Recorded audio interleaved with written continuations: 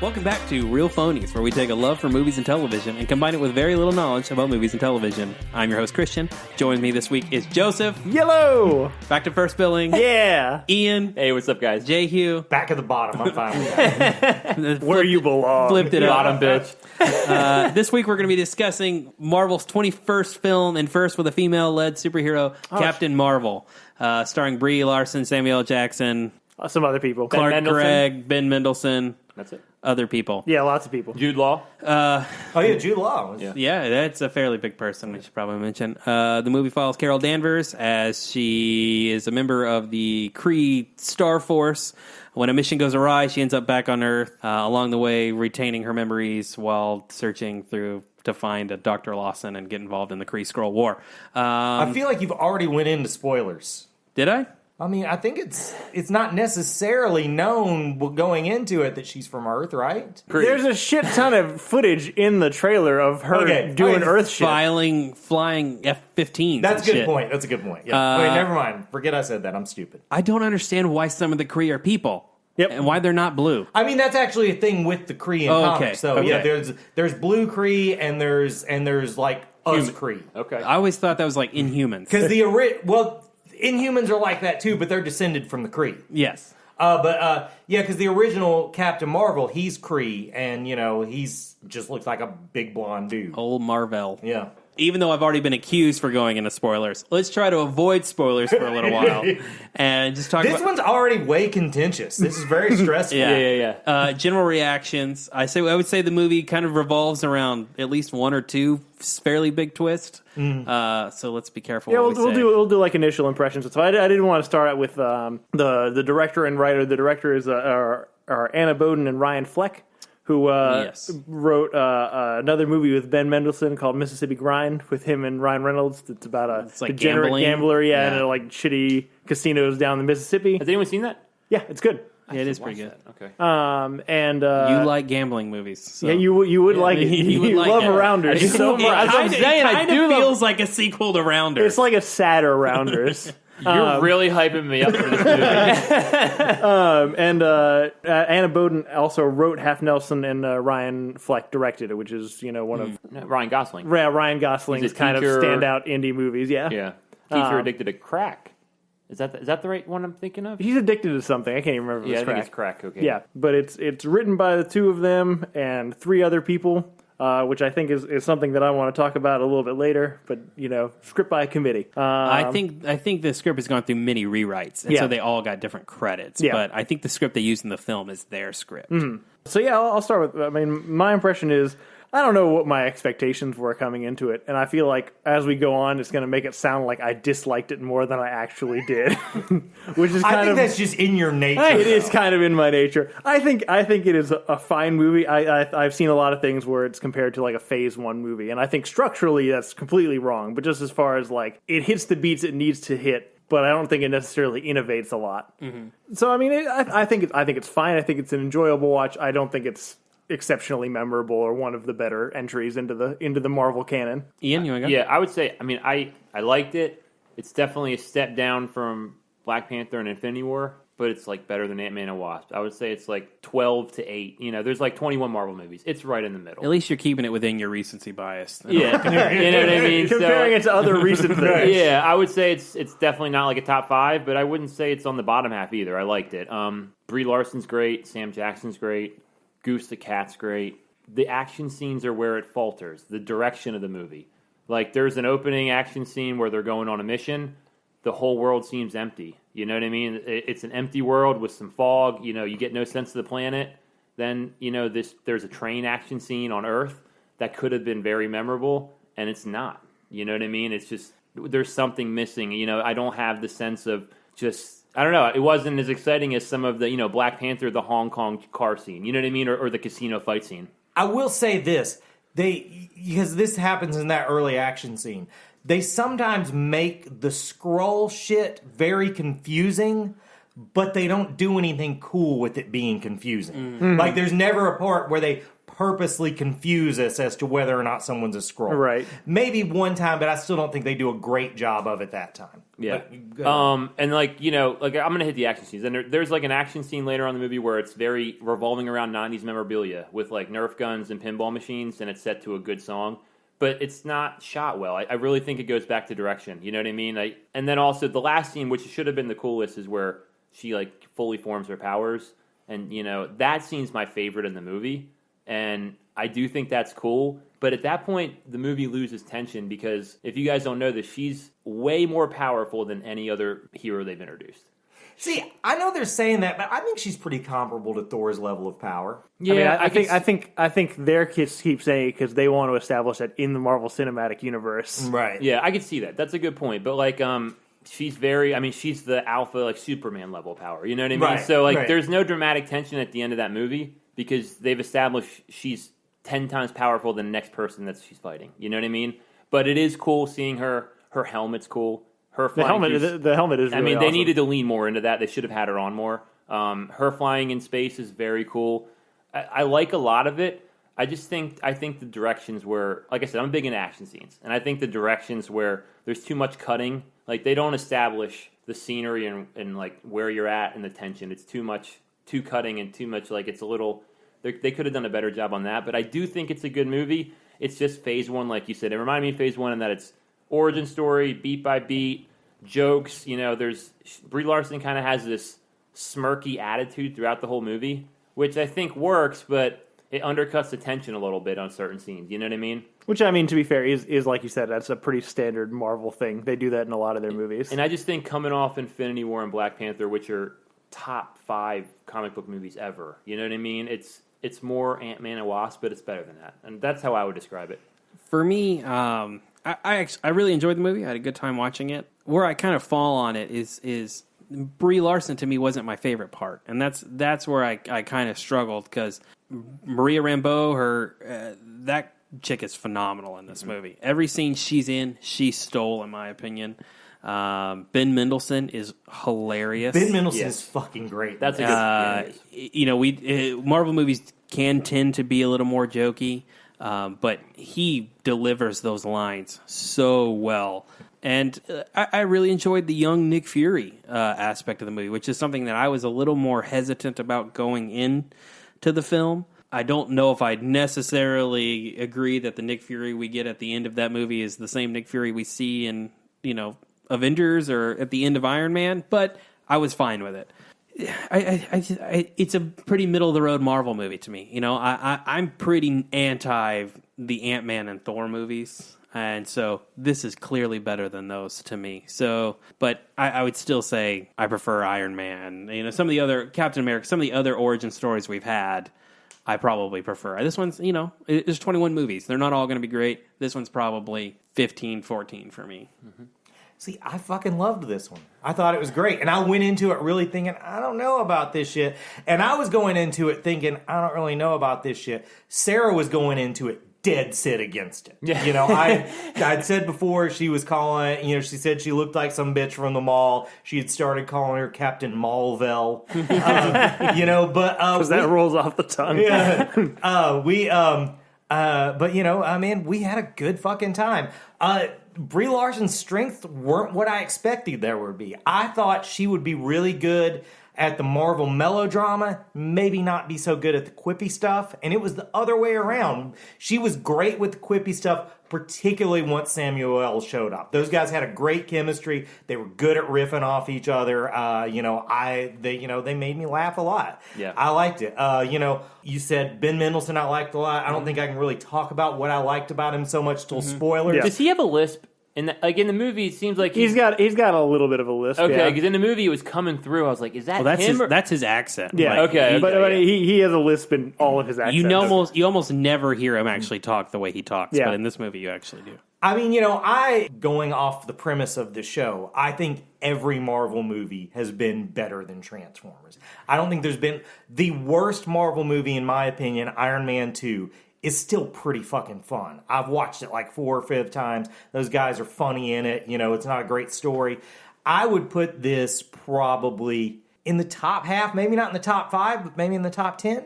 Yeah. You know, I liked it a lot. I would agree. It's definitely better than Transformers. Yeah. I didn't say that. I'll also say it's better than I mean, Transformers. I know that, you know, America is not dying to hear what 4 white guys think about this movie. That's been made That's clear. very true. But I liked it a whole fucking lot. You want to go into spoilers?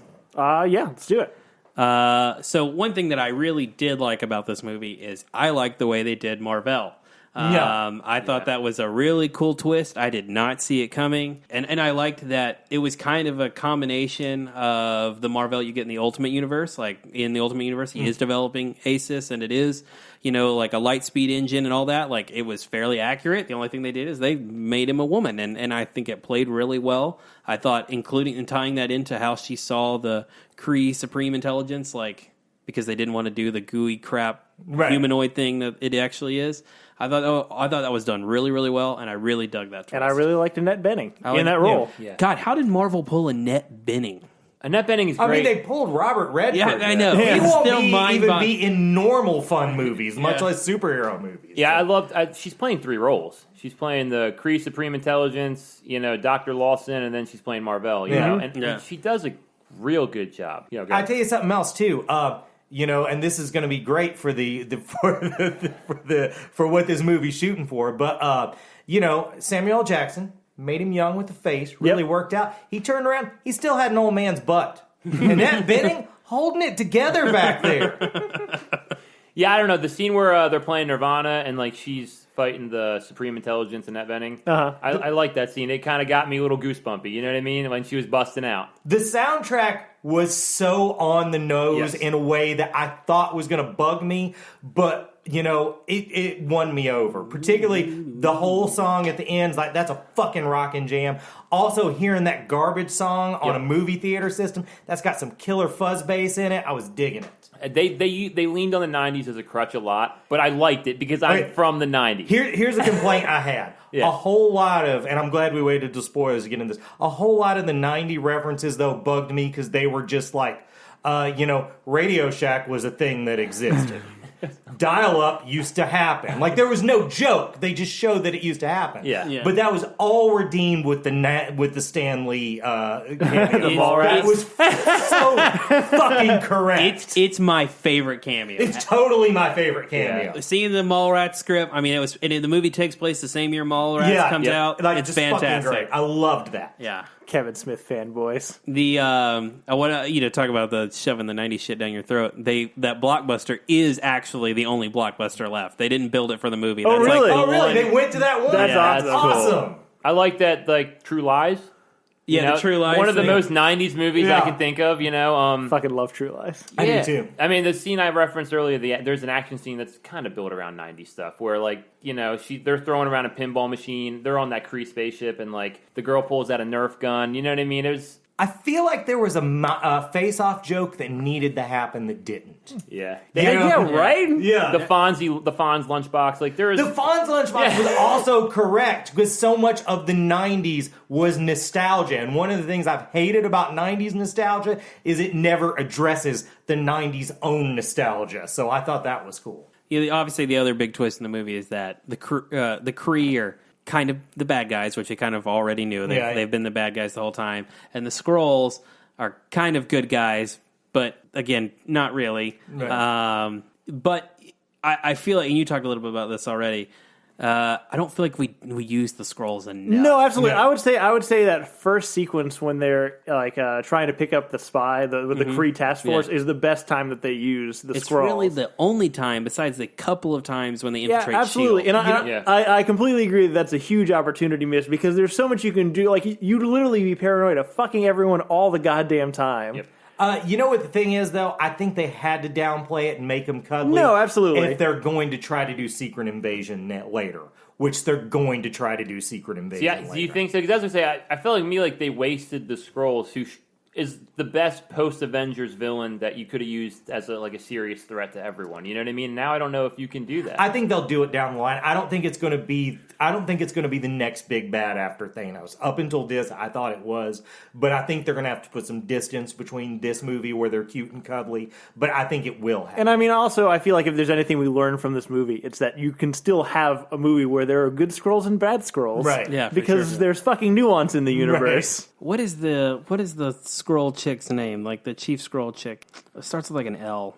Do you know what I'm talking about? Is it like Lyra or something like that? Is it Lyra? Oh, I think that might be Larente? Johnny Storm's wife. Spoiler alert. I thought it was like Ella Larente, or I can't remember. I thought that was Ben Mendelsohn's daughter the whole time. Right. Talos' daughter. Right. I thought her watching him kill the guy was very important. Right. And that they could set her up to be the big bad in the Oh, Skrull yeah. invasion movie. Man, that reminds me of my favorite thing from this movie. Okay, my Captain Marvel, because there's been like 90 fucking Captain Marvels. My favorite Captain Marvel is Monica Rambeau. Yep. She was the one that was Captain Marvel when I started reading comics. She was the first female Captain Marvel. And she doesn't really tie in with the other ones in comics. I liked that they set her up like Miles Morales style. Yeah. So, that basically it's like, oh, we're going to introduce this little kid, but maybe at some point this little kid might be the star of the show. That was fun. I wrote, if they do a sequel, I think it goes modern day, and she becomes the wingman, and she becomes the next Captain Marvel. Right. Because at this point, she's now 30, 20, you know what I Right, mean? she'd She's be- the right age like, where she'd she be an adult now, She yeah, could totally. take that over. So I think that's probably what So- they were setting up. So do you think a sequel will be, I mean, I know obviously from the end credit scene that she is now, but do you think the sequel to this movie will be now, or it'll be set in between? That's what I was going to ask. More of that? Or it is seems does like it they go set up past a thing Avengers? with Ronan. Yeah. Okay. Yeah, twofold. I would say the Ronin.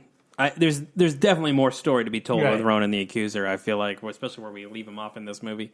But the other thing is, I would really like to see Kamala Khan introduced, and I feel like to do that, you have to do on Earth, right? I mean, I guess she's also an Inhuman, and they've kind of screwed those over in Agents of Shield. Right. So I guess I don't know. Like, I was thinking because in Ronin and in Guardians we meet him, he's broken off with the Kree because they had ended their war against Xandar. I imagine the second one could tie into why that ended the war on Xandar, because she's going across planets, so maybe she runs into the Kree and Ronin, and she kind of... we also didn't get the Kree-Zendarian War at all, though. That's what I you mean. know, I think so- the second one could address that, probably. Lee Pace wasn't used at all. No, absolutely not. I don't even know why. And then That's why I Korath. think he has to be coming Yeah, back. Yeah. Korath too. Like it's like I don't know why they brought him in if they didn't use him at all. Yeah, you I- could have been completely different people. I don't know if we can bring him back, but I'd love to bring back Jude Law in another one, because I thought he was one of the better parts of this movie. I actually Man- disagree. He was my least favorite part of Man, this you movie. know what was the most surprising thing in this movie to me? Jude Law has some kicking forearms. Yeah. I figured he had little girly forearms like me, but he's got some Yeah. he should be a wrestler. Yeah, See, one of my big problems with the movie is, in general, I felt like there wasn't enough time for any one particular aspect. I think just because there was a shit ton of mythology, I don't know if it's entirely the movie's fault, just because there was a lot to cover as far as, what the Kree are, what the Skrulls are, what the fucking backstory. She has pre-blood. She was on clunky. Earth. It was clunky at times. And so I felt like they didn't have time to sink into the B points. They just had to make sure they hit this beat point, then they have to go to the next beat point. There's the obligatory quips and dialogue, next beat point, all that kind of stuff. And so for me, I don't feel like she had a lot of relationship. She had the relationship with Sam Jackson. She had the relationship with her wingman and stuff. I didn't feel like a lot of them clicked for me. I didn't feel like there was actually enough substance there. And I know for the wingman one, there's the whole memory thing. Right. Fuck you.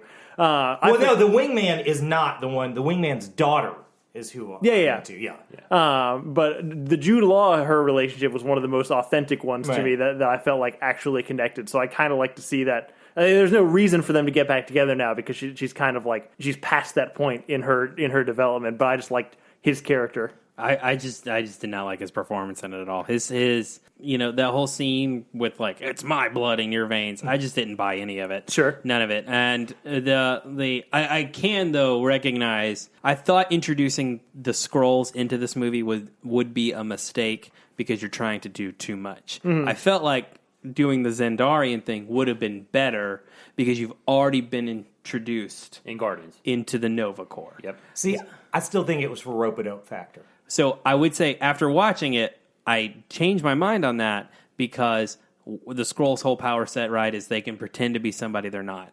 And that's what Jan Rog does in the movie. All right. So she, you think the villains are these shapeshifter people, and they're not. Well, it still is a shapeshifter. It's the guy who raised her, or claims to be her mentor, and is actually the guy who killed her mentor. You gaslighting motherfucker. So it makes more sense to me now.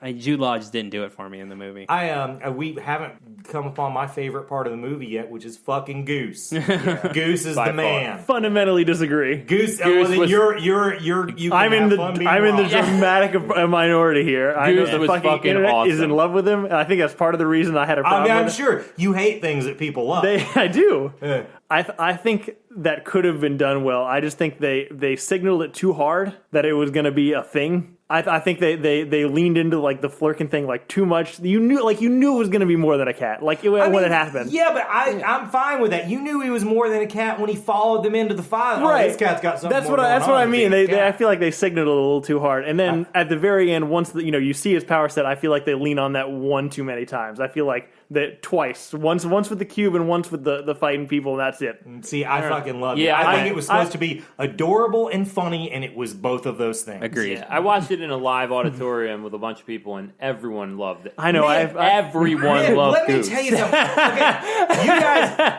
you guys know, and I don't know if the show knows that I really like the experience of seeing a movie like this with people. Yep. Like a dumb action movie is more fun with a bunch of dumb people.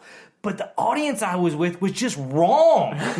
They were just laughing at the wrong jokes and not at the right one. And the most important one, they did not think it was funny that the cat scratched out Samuel L. Jackson's eye. Oh, yeah. And that was like me and Sarah fucking lost our shit for that, and we seemed like psychopaths in the theater. Well, I put that on tape in this show. I predicted Goose was going to cut out. I remember 1 or 2, 3 guys. It was you. I knew somebody. I want to claim credit for that because You I called that. That's a good call. I said that to Sarah as we were leaving. It's like one of the phonies called that, but I can't remember which one. The phonies. Yeah, Goose was the cutest fucking cat in the whole world. If you didn't, you have no heart. When they go to 0 G's and he's like trying to and it's shitty When they put the little CGI. Hannibal Lecter mask on it. That is pretty funny. The only other thing I was thinking, I like that. Like it's like a prequel to other Marvel stuff. Like I don't know, I didn't know this at first. Someone pointed out to me is they sneak into that base, Project Pegasus. Yeah. And that's the same base Where the in Tesseract Avengers is. 1 that... Okay, I didn't catch that. I thought that was really cool. It ties into the first Avengers movie. And also, I didn't even realize till this that we didn't know how S.H.I.E.L.D. got the Tesseract. Yep. I think I always just assumed Howard Stark gave it over. Right. I guess so. Howard Stark pulled it out of the ocean, and then from there, Dr. Lawson worked up. And how did it get to Dr. Lawson? Yeah. That's for another movie to tell us. Yeah. No, I mean, I saw this video, and someone kind of turned it into a meme, which is a guy takes a bowling ball and he spins it and pushes it really slow, and then takes another bowling ball and throws a strike, and new pin set up, and then that bowling ball hits another strike, and they're like, that's Captain Marvel, and that the spinning ball are the Skrulls, the bowling ball is like the Tesseract, or whatever the general plot point of this movie is. You throw a strike, and all you're doing is setting up for actually more Marvel shit. How many fucking times have we used the Tesseract as a MacGuffin in these fucking Marvel movies? This is like it's like 4, right? Yeah. More than Robert Downey's probably starred in Marvel But I mean, movies. I think that works with the premise of the thing. Oh no, it Yeah, absolutely yeah. does. But it's just Does it make sense that the Tesseract exploding gives her the powers? That's what I didn't like. I mean, wait, what? Well, I mean, how did she get her? I think it does because they use the Tesseract, or was it the Tesseract or the other Oh, the one Mind they Stone. used to You're give... talking about on Quicksilver and Yeah, Scarlet. yeah. That's So true. it's established that it gives people powers, Yeah, that and it's cosmic not that stuff. far off with how she got powers in the comic. And also, I'm ready for the explanations to not make sense. I don't give a shit how superheroes become superheroes. Just start doing shit. See, that was one of my problems. Not necessarily that exactly, but one of my problems in general. And you mentioned this kind of when she unleashes all of her power and she's kind of unstoppable. Was I don't feel like we do a good job of establishing the rules of this universe just because you don't really know what's possible. So it's really hard to establish what the stakes are, like who's really in danger and all that. Like it's just hard for me to know what's. When it should be tense and when it shouldn't be. I always, maybe not to your face, but should talk you guys for having nitpicky problems of the realism of a superhero movie. I'm not. I'm getting to one I actually have. Okay, I good. usually don't ever have one. I think superhero movies trying to be realistic is the dumbest fucking thing on earth. But if the Creed didn't have light speed. How did they set up the fucking jump points? Yeah. Like, did they just send someone off into space for 1,000 years? Like, oh, you're gonna die, but 1,000 years from now, we're gonna have a really easy way of getting around. Yeah, that's like fair. That's a good point. I usually am thankful that I'm dumb enough not to find plot holes, but that one kind of. There were a lot of Guardians, how Rocket Raccoon in Guardians 2 jumps to Ego is the same as they're jumping in this movie. You know what I mean? Right. And it has a lot of small, you wouldn't know it if you didn't watch the Guardians movies. You know, with Ronan and Korath, that you didn't need to know, but it was cool. I like that kind of stuff. It really makes the universe feel whole. I mean, at the end of the day, for me, this movie really, I think Black Panther is a fantastic film, but my complaint with Black Panther is always that Chadwick Boseman is not my favorite part of that movie. And that's really where I fall on this one. I enjoy a lot of things about Captain Marvel. Just Captain Marvel herself is just not my favorite part of the film. But overall, I really liked it. It was a good time. I'm excited to see how she interacts with a group at large. Yeah. I dug the mid-credits scene. Absolutely. Oh, me the too. mid-credit scene was fucking awesome. Although at the same time, I was like, man, this chick better not talk down to Captain America. That guy's been through enough. That's You true. know? It looks like just post the shit, too. Right, Yeah. And she's like, where the fuck is Fury? Right. Look, I'm wondering where all the people I've loved my entire life. Right. All the people he's ever lost. I was about to say they're already dead. Twice. Now we're going through it again. Yeah, Captain America's had some shit happen to him. I feel bad tracking from the end credits, but one thing I noticed about this. Okay, you remember Suicide Squad? Remember how the Never a good way to start. The trailer came out, and there's like, oh man, there's a bunch of jokes in this movie. This is going to be funny, and that was like all the jokes. Yeah, that's kind of how feminism was in this movie. Yeah, you know, it was like really touted, not from the trailers, but from the press. It was really touted as it was going to be this thing, and that was really just them selling it. There was like the cockpit bit, and that was about it. For the rest of the movie, it was kind of like Aliens. You could have switched the roles of any gender in that movie, and the movie still should have worked, which actually I guess is That's what feminism should be. But I don't know. I don't think it was what it said it was going to be, which I'm fine with, because I just wanted to have fun and watch shit blow up. I will say, I watched it with my friend Sasha, and I got to give her credit. I told her I mentioned it. She's like, in the beginning, Jude Law's telling her you can't use your emotions. You know, a warrior has to use your head. And she's like, see, they're always telling women they can't be emotional, and that was like the source of her power. So that was like her. Oh, that's a good point. So that was her takeaway from it. Yeah, and that's where I'm torn on, because a lot of them felt really heavy-handed to me. But at the same time, it's a fucking movie for kids, Right? That's true. And so you're like sending the right messages very blatantly. Right. The one I particularly hated is the one at the very end where she's supposed to be fighting Yanrog, and she just Indiana Joneses him. But then she walks over and explains to him why she Indiana Joneses him. Like, just fucking leave.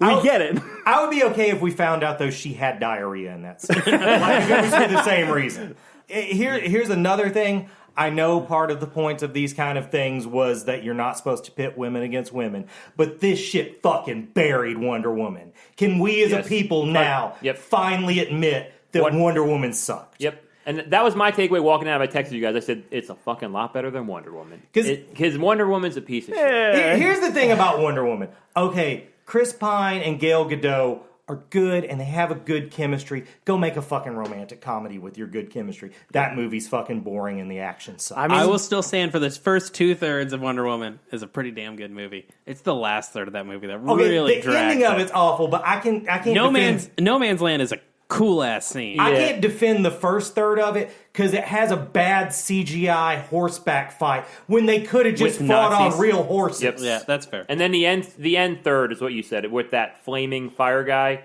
This end action scene with her flying through space, destroying Kree warships, and like punching her hand together. You just fucking complained about the ending. No, I did it. No, I he didn't. No, I did. He's staying on point. Yeah, I said I that liked was his it. favorite action scene. Yeah. You did say Yeah, I that. thought that was cool. The only thing is like she's overpowered, but it was the most well done. I will say this in Wonder Woman's defense, and hopefully we get past this, is at the time there was a DC mold, which is just like some of Captain Marvel's problems are because it belongs in the Marvel mold. That last third of Wonder Woman is every ending of a DC movie That's we had true. gotten to that point. I guess the point is this is a mold that works, and that was a mold that didn't. Correct. That's not Wonder Woman's fault. That's Warner Brothers and Right. DC's fault. And hopefully, maybe in '84, we'll get a better movie because of it. Because Aquaman has proven that shit don't do it anymore. Yep. So and maybe the same thing's true for Captain Marvel, maybe after the not origin story movie. And maybe her powers be more well-defined. And I want to see these Phase 2 and 3 sequels, like Doctor Strange 2, Captain Marvel 2, because now you've gotten that out of the way, and the movies are getting better. Like I still think these are better than the Phase 1. I definitely think Captain Marvel can be better now that you've fleshed out like who she is. There's no like identity crisis that you have to spend a lot of time on, and you've established what her power set is and kind of like where she comes from. I feel like that was just a lot of groundwork that they had to lay in this one that's already there. So I think this next one can be better because I still like Brie Larson. And they got in that Earth role. out of the way. You can go anywhere with her now. Absolutely. I'm already more excited to watch her fight Thanos. Absolutely. Like, I got out of that movie not thinking, oh, I wish we could have done this again, or they killed this person, or blah, blah, blah. I walked out saying, I can't wait till she kicks the shit out of Thanos. Oh, yeah, no, I want to see Brie Larson punch Thanos in the face. That sounds fucking awesome. And I think it is going to be interesting seeing, like we saw in this when she shows up with her cool goth hair, is that,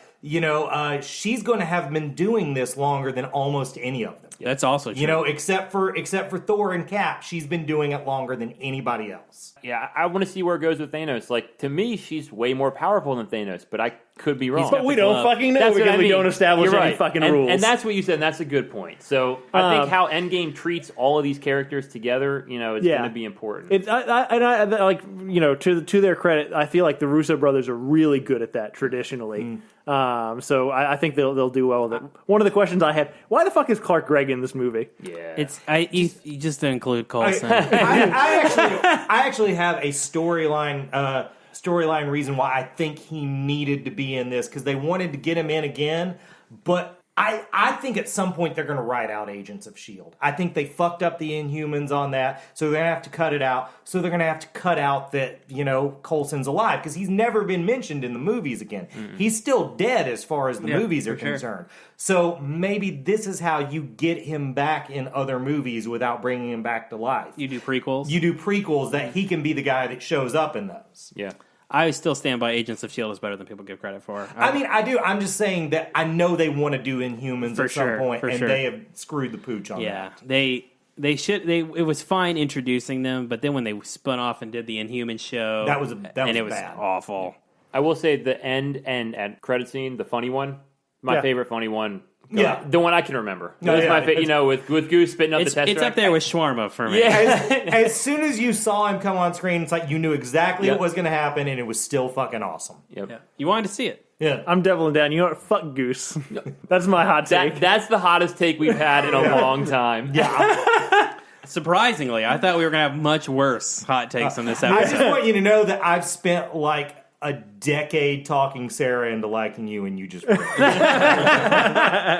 right, anybody? Anything else? I don't think so. No, I think we did a good job with it. Yeah. Me too. Covering it. Pat ourselves on the back. Well, cool. So that's Captain Marvel, guys. What have you been watching this week? I was hanging out with someone who was in the middle of Punisher Season 2, so I hopped on board for the ride, and it's pretty fucking good. Cool. It's not bad. The villain in this is called the Pilgrim.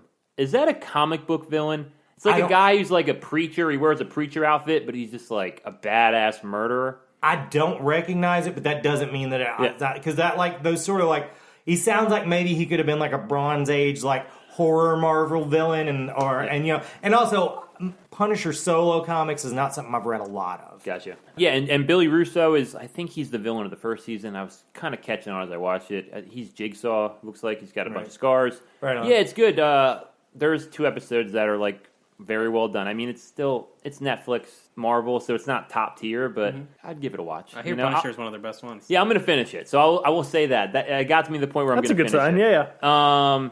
And then that's all I watched. I started reading. I talked to her a little bit through text. Doomsday Clock. I've been reading that, and the new issue came out, and it's fucking dope. You get to see Dr. Manhattan go against like the Justice League, and like they show an actual winner. I don't want to spoil it. Really cool scene with Guy Gardner and like his ring, like that sentence has been said very few times throughout history. No, I fucking love Guy Gardner. Probably honestly because let's be real, if I was a superhero, I'd be Guy Gardner.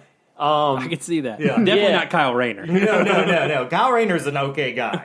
It was cool. Dr. Manhattan like has control over not just like physics, time, and everything. Like he controls magic. You find out like he controls everything. So like it's very well done. Some of the other stuff going on, like they're starting to explain like how they're creating superheroes in the DC universe with like activating this putting him in situations that some of it's not good, but that specific issue on Mars, or it was fucking awesome. I'm going to talk about that too, but yeah, then the artwork's just fucking incredible on it. So yeah, that's pretty much all I've seen. Cool. I have been listening to Critical Role. I'm still on campaign 2, and I will be doing it forever. How far are you? Episode 19, 20, I don't know, somewhere around there. Have they already left? No. Okay. And I finally fucking finished True Detective. Has everyone at this table finished True Detective? I have not. finished. I got 2 episodes. Fuck you guys. I did finish that. We need to get all through so we can just chat Just about tell it. me, did you like it or not? I did like it. Okay.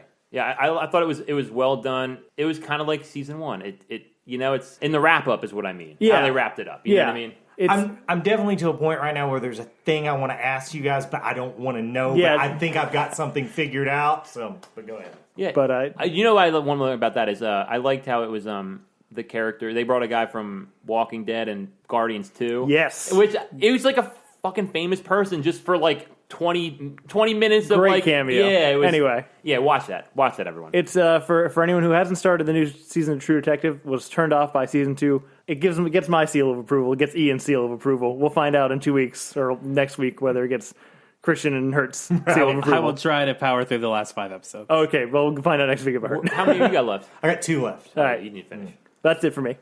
All my shit this week is comics. I take that back. I finished Umbrella Academy. I liked Umbrella Academy a lot. I'd never read that comic. I said on an earlier one, but I probably will now. But it's good. Everybody in the show is likable. There are very predictable elements to it, but I'm fine with the predictable elements. I watched some more True Detective, and I'm really liking it a lot. But yeah, it was mostly comics this week. I read Doomsday Clock and Heroes in Crisis both this week because I was like a couple weeks behind on Heroes in Crisis, and I liked them both. I was not sold on Heroes in Crisis in the beginning. I kind of felt like it wanted to be Identity Crisis too hard, but it sold me. But yeah, as far as Doomsday Clock, which is the one I liked the better of the two of them, this was one also I was like, I didn't know because, they've been hitting on this since Rebirth started. Mm-hmm. And they really pitched it as, to the readers through that comic is it's going to be, okay, this is going to be how Watchmen-style comics affected other comics and whether or not that's a good thing. And then when it showed up, it actually just was sort of more sort of a straight Watchmen sequel for like the first half of it, and I wasn't really on board for that. I wanted to see the DC characters, and also they had said early on, I was like, oh, this is a story about Superman versus Dr. Manhattan, and we barely see Superman for the first half of it. You see Batman for it, but this last couple, you really start to see some payoff, and this issue was really, and like Ian said, the fight on the moon on Mars was just fucking awesome, great artwork. If you're someone who hasn't caught up on it, I would say catch up on it. They're doing like the Watchmen art style, aren't they? Like the 9-panel, they're doing the 9-panel grid. That's cool. Gary Frank is a little bit more of a detailed artist than Dave Gibbons was, but I love Dave Gibbons, but this is this guy works great for this thing. Yeah, it's well done. I watched Wreck-It Ralph 2 this week, and that is a great movie. I liked it better than the first one. I would say it's really a shame it came out last year because last year was so freaking strong for animated movies. That movie may actually be like my second favorite, the second or third. I preferred it over Incredibles 2, actually. I still say Into the Spider-Verse is the best, but I mean, it was really good. I thought the way they handled the internet was really cool. I thought the character progressions for Ralph and Vanellope made a lot of sense, and they worked very well. I know we've kind of talked, is nostalgia a good thing to base a movie on? Probably not, but the 65% of nostalgia in that movie played to me perfectly. I feel like they have a real story underneath the nostalgia. Sure. Yeah. I think nostalgia is just like any other, God, this is going to sound highfalutin, but like any other sort of found item artwork. As long as you use it to make your own fucking thing, who gives a shit if it's pushing your happy nostalgia buttons? Jonesy is the right market for nostalgia. That shit plays hard to me. So it worked really well. The princess bit is really great. Just all the little Star Wars and Marvel crap that's thrown in there, and it's very good. Can't recommend enough. I did watch a documentary on flat earthers on Netflix called Behind the Curve, I think. It's not about necessarily flat earth. It's about flat earthers, like how the psychology and how those people come to, believe such a thing. And the two things it does really well is, number one, talks about when you're like a conspiracy theorist who then belongs to a group of conspiracy theorists, you start to then develop conspiracy theories about your fellow conspiracy theorists. So, like, there's a woman who is like one of the head people in Flat Earthers, and now people think she's like a CIA implant to like feed information. And she literally says, I really don't like that people say this about me. Like, sometimes it makes me wonder if I'm that same thing to other people. No, I'm not. I'm right. And you're like, you just, there's a disconnect that they just can't make. The other thing is, they literally prove the Earth is a globe. The flat earthers, they performed 2 tests in it, and I'm pretty sure the documentary, it's some false marketing. Those guys think they're following them around because they think it's legit. For sure. And they're following them around because they want to make them look like idiots. Right. So there's twice where they totally prove it, and they're like, I mean, this is like the end. Like, what do we do? And then they're like, our variable's wrong. We're gonna have to try it again. And like, they just refuse to accept the reality of it. It was very interesting. It's worse than Transformers, though. I'm not gonna watch it again. But I'm not really obsessed with conspiracy theories. I'm obsessed with conspiracy theorists. Like, I don't understand how people buy into these things. And so it was an interesting watch for me. This might be Hert's first and only sports question on this show.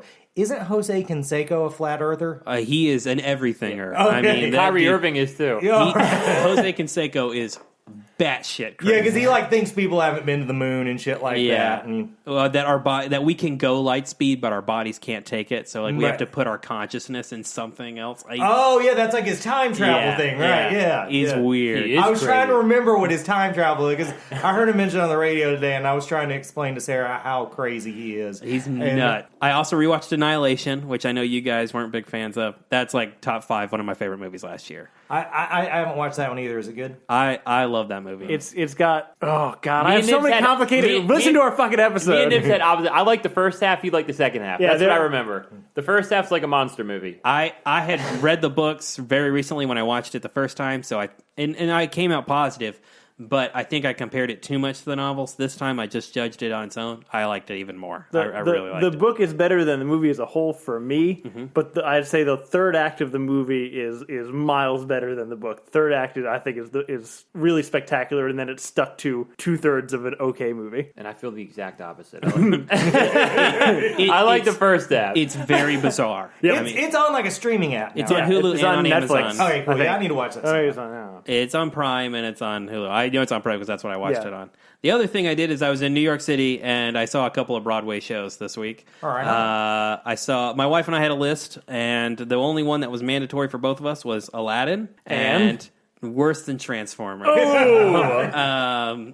2 things. Number one, I don't know that I fully appreciate how bad Jasmine's arc is in the cartoon. But when you're sitting in a play for 2.5 hours and I have dad problems and I need this guy to save me, it feels really shallow and shitty. And they definitely could do a whole lot more. Even something as simple as like changing the line of she can marry whoever she wants. It could be, it doesn't matter who she's marrying. She's going to be the fucking queen and she can make the rules. Automatically makes it better. Right. It just... it's the lead. Is there a sexy Jafar? No. The Jafar in it is very beat for beat Jafar from the cartoon.